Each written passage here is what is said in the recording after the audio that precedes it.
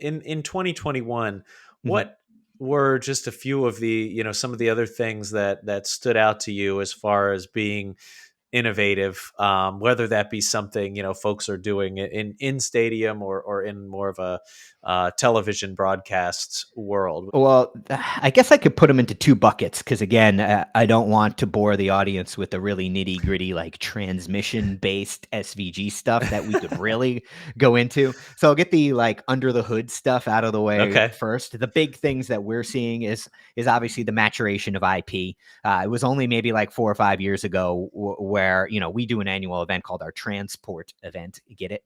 And transmitting live video over the public internet was definitely something you would get, some, noses stuck up at if you were talking Uh-huh. to a quote unquote legitimate broadcaster. But now, again, they're all doing it a whole hell of a lot. So the maturation of IP and building facilities, a lot of big facilities that are being built now in news and in sports. Sportsnet in Canada just opened one. We were out at NFL's new facility in Los Angeles, right by SoFi Stadium last month. That's an entirely IP-based ST2110 facility. So that's something that's been maturing over the past 5-6 years. And as protocols have kind of matured and been adopted and accepted, IP is in a really, really good spot right now. Again, trying not to bore the audience. 5G, but 5G as a production tool. Everyone's talking about 5G. But from our perspective as a production tool, we're not looking at through the lens of it making your phone faster. There's light years of things that 5G will enable our phones to do that we can't even wrap our heads around, in the way that 4G did the same things for our phones at the time when it first emerged. When 5G gets wide adoption, it's going to change a lot of how we interact with our phones in the world. But from a broadcast perspective, what does it do for delivery of signals, allowing you to have more wireless remote-based cameras within a broadcast, being able to transmit back at higher qualities? One of the reasons why 4K has taken so long to really emerge is that it's really, really expensive to do, and it requires a really, really big pipes to get it from one facility, whether it's site to another facility or whatever it may be.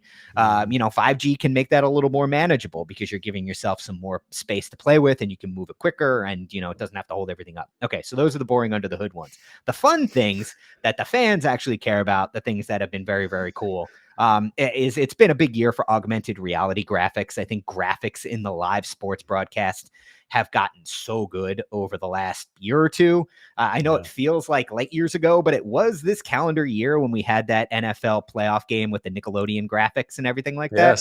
Yes. It just scratching the surface. And yes, that was a cute kind of example. A lot of fun.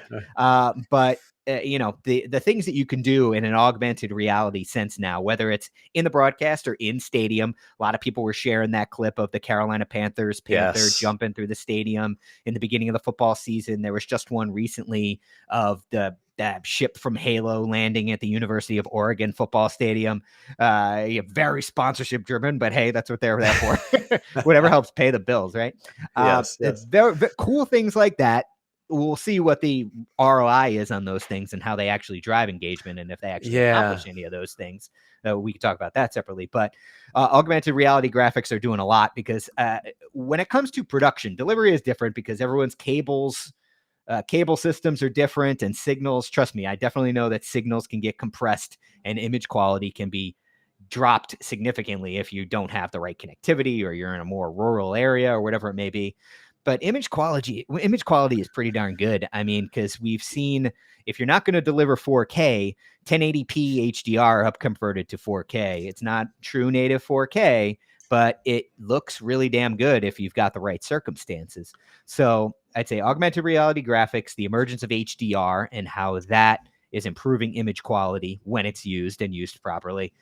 And then drones. I mentioned Field of Dreams earlier. The use of drones on that broadcast was honestly, I think, one of the stars of it. And now, look, we still live in a world of FAA regulations, and we're not just going to be throwing drones up into stadiums with 80,000 people in them and just zipping them over grandma's head. That's not going to happen. But where you can do it, they're finding really cool ways to get some really captivating images of stadiums, players, games that People have been watching sports for a really long time, never seen them from that action before. And I would also be remiss if I didn't mention the trend of all trends, which has been the shallow depth of field, on field Ah, camera yes. movement.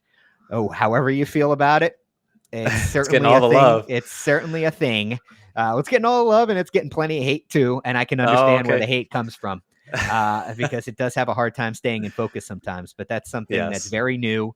But I think it's, at least from talking to all the people that we talk to, that's not something that's going away. That's just something you're going to see more and more and more of.